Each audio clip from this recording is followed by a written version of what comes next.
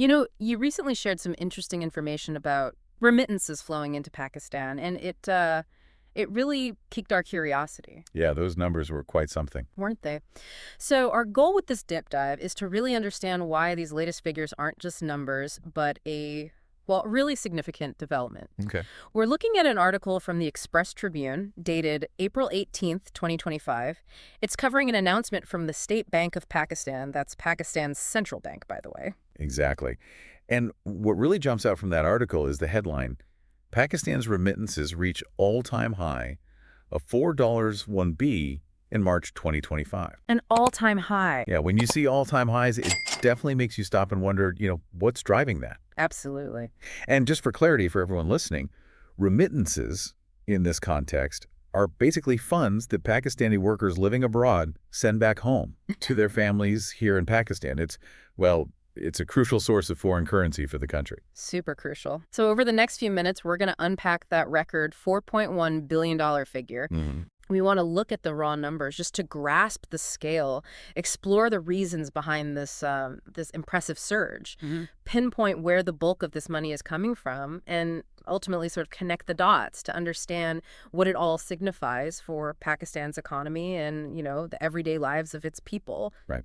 Let's start with that headline number then. $4.1 billion in remittances just in March 2025. Wow.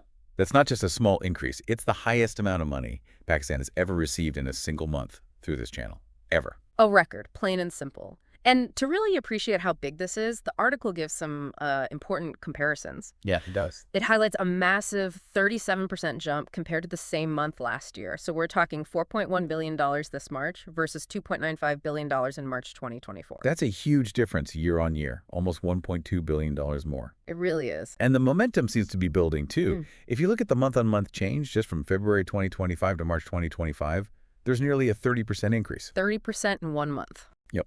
Up from $3.12 billion in February to that $4.1 billion figure we keep mentioning. So it's not only way higher than last year, but it's also a big leap from just the previous month. That suggests something significant was happening specifically in March. Indeed.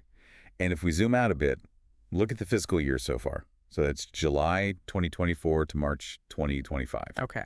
The total remittances add up to a staggering $28 billion. $28 billion. Compare that to the $21.04 billion received in the same period of the previous fiscal year. That's a 33.2% increase over 9 months. Right. So whether you look at it monthly or cumulatively over the fiscal year, the trend is clearly strongly upwards. Okay, this kind of money doesn't just materialize out of thin air, obviously. Where's the majority of this $4.1 billion coming from? Are there specific countries leading the charge? Yeah, the article points pretty clearly to Saudi Arabia and the UAE as the dominant sources. Okay, that makes sense. Given the large number of Pakistani workers in those countries, it isn't particularly surprising.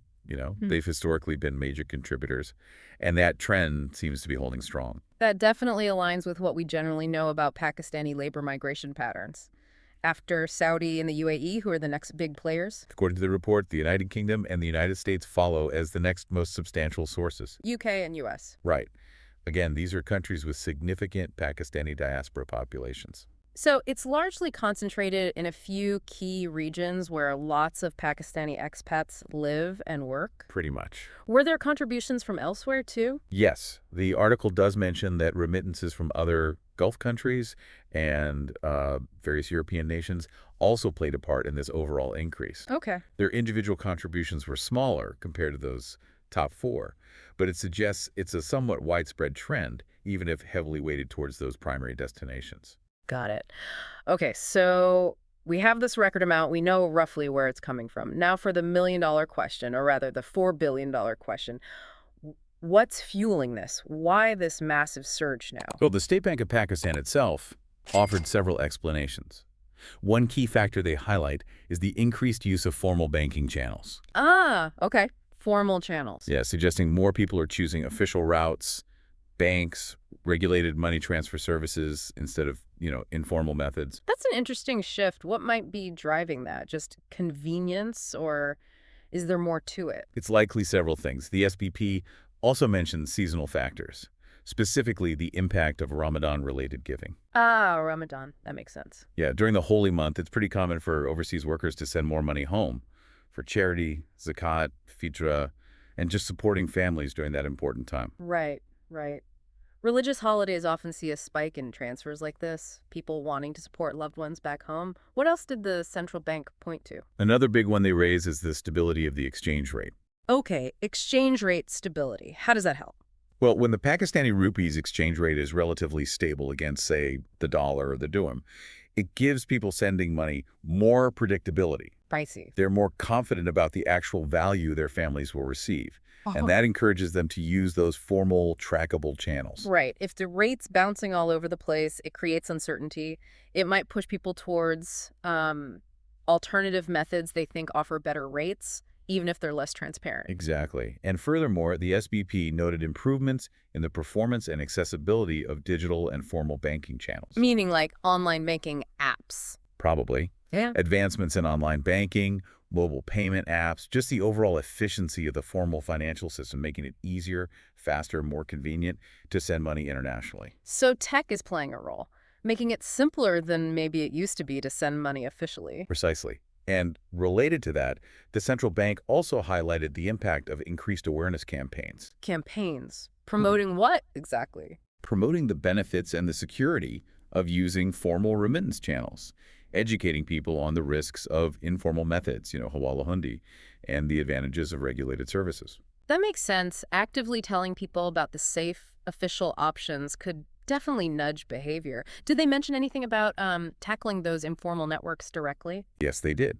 The SBP believes that ongoing crackdowns on those informal money transfer networks, hawala or hundi, have also contributed by making those routes riskier or harder to use. People shift to the formal ones. Exactly. It redirects flows into the official banking system where it gets counted. Okay, so it sounds like a mix, really. Seasonal factors like Ramadan, a stable exchange rate giving confidence, better tech and awareness, making formal channels easier, and a crackdown on the informal side, all coming together. Seems like a confluence of factors, yeah. All right, let's zoom out again then. The bigger picture. This massive $4.1 billion influx and the overall rising trend.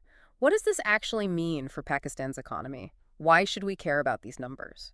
Well, probably the most immediate significant impact is the vital support it provides to Pakistan's foreign exchange reserves. The country's savings in foreign currency. Exactly. Those reserves are crucial for paying for imports, servicing foreign debt, basically meeting international payment obligations. Healthy reserves are like a buffer against economic shocks.